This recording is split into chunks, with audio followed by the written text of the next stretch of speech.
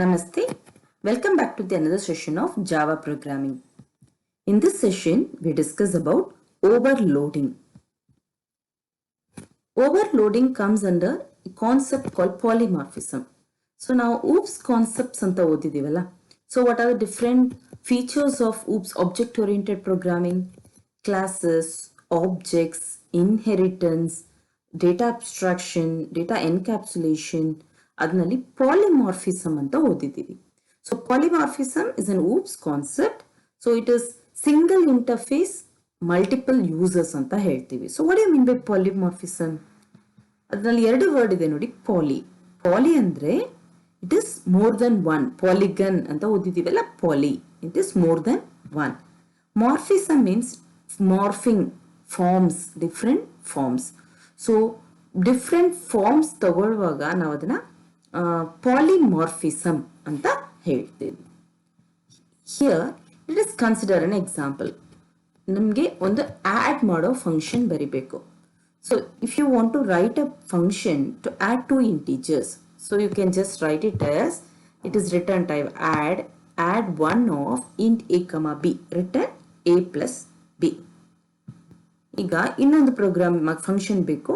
So that is to add two floating point numbers. Floating point numbers ಮಾಡುವಾಗ ಇಲ್ಲಿ add ಅಂತ ಒಂದು ಹೆಸರು ಕೊಟ್ಬಿಟ್ಟಿದ್ದೀನಿ. ಸೊ ಅದಕ್ಕೆ ಏನ್ ಮಾಡ್ತೀನಿ, ಇದಕ್ಕೆ ಆಡ್ ಒನ್ ಅಂತ ಕೊಟ್ಬಿಟ್ಟು ಇದನ್ನ add two of float a comma b. Fine. Next add 3 integers. ನೀವು ಅದ್ರ ಬರೀಬಹುದು add 3 of int a comma b comma c. Add 3 floating point numbers. Okay. ಇನ್ನೊಂದು ಫಂಕ್ಷನ್ ಆಡ್ 4 ಅಂತ ಕೊಟ್ಟು ಅದಕ್ಕೂ ಫಂಕ್ಷನ್ ಬರೀಬಹುದು. Add 2 integers and 1 floating point number. ಅದಕ್ಕೆ ಇನ್ನೊಂದು ಆಡ್ 5 ಅನ್ನೋ ಮೆಥಡ್ ಡಿಕ್ಲೇರ್ ಮಾಡ್ತೀನಿ. int a comma int b comma float c. So the return type will be float. Okay. Add 1 integer and 2 floating point number. ಅದಕ್ಕೆ ಮತ್ತೊಮ್ಮೆ ಇನ್ನೊಂದು function ಬರಿಬೇಕು. That is add 6 of int a comma int b comma int c. Now in your program, if you want to call a method to add 3 floating point numbers, ಜ್ಞಾಪಕ ಇದೆಯಾ? add 1 2 3 4 5 6 ಅಂತ 6 methods ಬರೆದಿದ್ದೀವಿ. ಒಂದು simple ಅಡಿಷನ್ಗೆ ಬೇರೆ ಬೇರೆ data type ಕೊಟ್ಟಿದ್ದೀವಿ. But ಯಾವ function ನ ಕಾಲ್ ಮಾಡ್ಬೇಕಾ, ಆಡ್ 1 2 3 4 5 6 ಯಾವ್ದು ಕಾಲ್ ಮಾಡ್ಬೇಕಂತ ಯಾವಾಗ್ಲೂ ನಮ್ಗೆ ಕನ್ಫ್ಯೂಷನ್ ಬರುತ್ತೆ ಅಲ್ಲ. ಮತ್ತೆ ಮತ್ತೆ ಸೇಮ್ ಆಡ್ 1 2 3 ಅಂತ ಹಿಂಗೆ ಇನ್ನು ನಾವು ಬರೀತಾ ಹೋಗ್ಬೋದು. ಹಿಂಗೆ ನಮ್ಗೆ ಕನ್ಫ್ಯೂಷನ್ ಆಗ್ತಾ ಇರುತ್ತೆ. ಅದನ್ನ ಅವಾಯ್ಡ್ ಮಾಡಕ್ಕೆ ಒಂದೇ ಆಡ್ ಅಂತ ಕೊಟ್ರೆ ಸಾಕಲ್ಲ. ಅದರಲ್ಲಿ ಯಾವುದೇ ಡೇಟಾ ಟೈಪ್ ಇದ್ರೂ ಆಡ್ ಮಾಡಿದ್ರೆ ನಮ್ಗೆ ಖುಷಿ ಆಗುತ್ತೆ. ಅದನ್ನ ಇಂಪ್ಲಿಮೆಂಟ್ ಮಾಡೋದಕ್ಕೆ ನಾವು ಪಾಲಿಮಾರ್ಫಿಸಮ್ ಅನ್ನೋ ಕಾನ್ಸೆಪ್ಟ್ ನ ಯೂಸ್ ಮಾಡ್ತಾವಿ. ಪಾಲಿಮಾರ್ಫಿಸಮ್ ಅಲ್ಲಿ ಸಿಂಗಲ್ ಇಂಟರ್ಫೇಸ್ ಅಂದ್ರೆ ಒಂದೇ ಮೆಥಡ್ ನೇಮ್ ಯೂಸ್ ಮಾಡ್ತೀವಿ, ಬಟ್ ಮಲ್ಟಿಪಲ್ ಯೂಸರ್ಸ್ ಅದನ್ನ ಬೇರೆ ಬೇರೆ ತರ ನಾವು ಯೂಸ್ ಮಾಡ್ಕೋಬಹುದು. ನಾವು ಅದನ್ನೇ ಪಾಲಿಮಾರ್ಫಿಸಮ್ ಅಂತ ಹೇಳ್ತೀವಿ. So this polymorphism can be implemented in Java by using method overloading.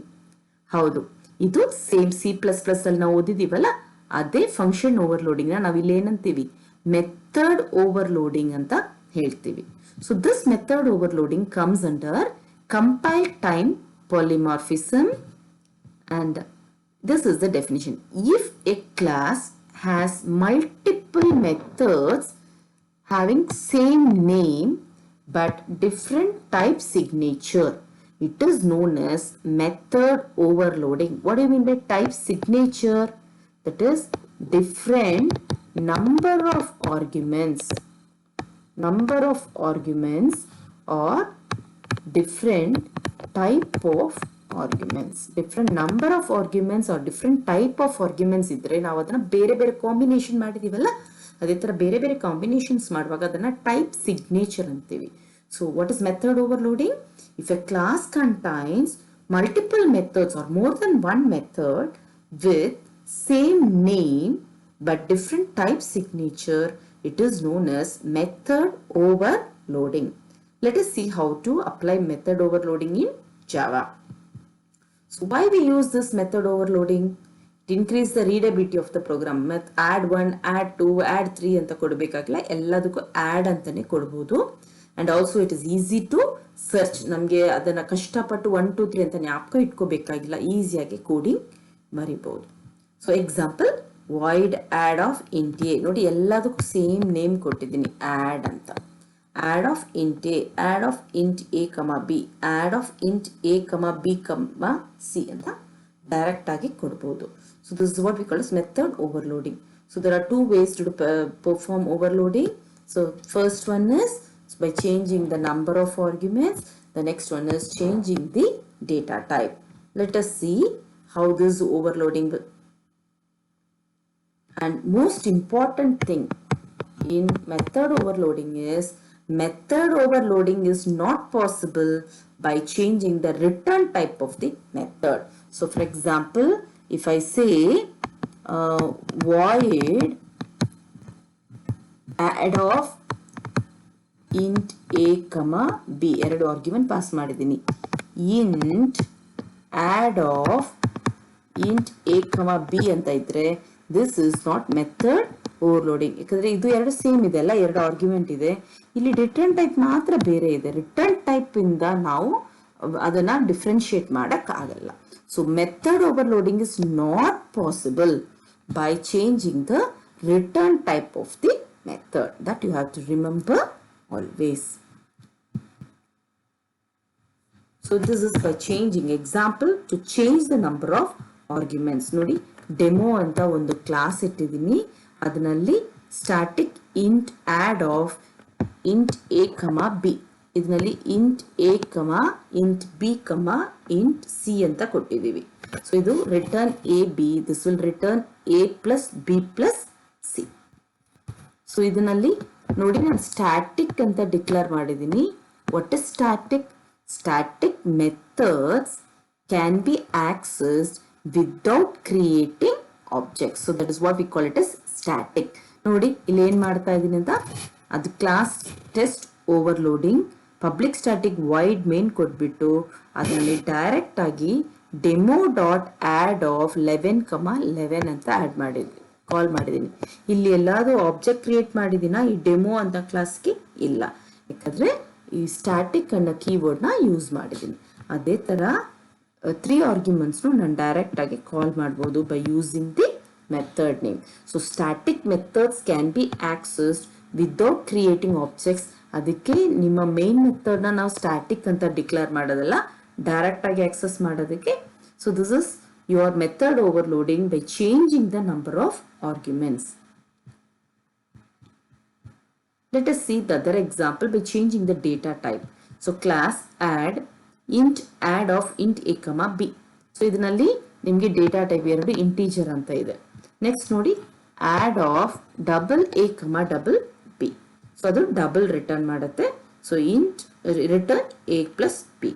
So this is an example for changing the data type. This is also valid. But ಯಾವುದು ವ್ಯಾಲಿಡ್ ಇಲ್ಲ? ಎಸ್, ರಿಟರ್ನ್ ಟೈಪ್ ಚೇಂಜ್ ಮಾಡಿದ್ರೆ, return type ಮಾತ್ರ ಬೇರೆ ಮಾಡಿದ್ರೆ ಅದು method overloading ಅಲ್ಲ. ನೀವು ಆ ತರ ರಿಟರ್ನ್ ಟೈಪ್ ಮಾತ್ರ ಚೇಂಜ್ ಮಾಡಿ ಪ್ರೋಗ್ರಾಮ್ ಕೊಟ್ಟಿದ್ರೆ ನಿಮ್ ಕಂಪೈಲರ್ಗೆ ಕನ್ಫ್ಯೂಸ್ ಆಗುತ್ತೆ ಯಾವ ಮೆಥಡ್ ನ ಕಾಲ್ ಮಾಡ್ಬೇಕಂತ. ಅದು ಅವಾಗ ಎರರ್ ಮೆಸೇಜ್ ನ ನಿಮ್ಗೆ ತೋರಿಸುತ್ತೆ. Okay, so you have to be very careful. So the same way you can also perform constructor overloading. What is a constructor? Constructor is also a special type of method, alva, with the same name as the class name without any explicit return type, and it is used for initialization. So now methods na henge overload ಮಾಡ್ತೀವೋ ಅದೇ ತರ ನಾವು constructors nu overload ಮಾಡಬಹುದು. So in your class you can have more than one constructor with different type of arguments and with different number of arguments. So ಇದಕ್ಕೆ example ನೋಡಿ, class box ಅಂತ ಇದೆ, ಅದರಲ್ಲಿ 3 ಡೇಟಾ ಮೆಂಬರ್ಸ್ ಕೊಟ್ಟಿದ್ದೀನಿ. So this is constructor box double double h, double d, normal constructor. ಇನ್ನೊಂದು constructor ಕೊಟ್ಟಿದ್ದೀವಿ ನೋಡಿ, it is a default constructor ಅಲ್ಲ. Default constructor means without any arguments. Width is equal to -1, height is equal to -1, depth is equal to -1. So we have got 2 constructors, box with 3 arguments and box with no arguments. So ಇದು ಇನ್ನೊಂದು ಇದೆ ನೋಡಿ, box double of length, box with 1 argument. So ಬೇರೆ ಬೇರೆ arguments ನಾವು pass ಮಾಡುವಾಗ ನಿಮಗೆ ಅದು ಓವರ್ಲೋಡಿಂಗ್ ಆಗುತ್ತೆ. So what is constructor overloading? If A class contains more than one constructor with different type signature, then we call it as constructor overloading. This is very common when we create our classes. So we can refer these books. I hope you have the soft copy of all these books. Please refer for your doubts. Have a nice day.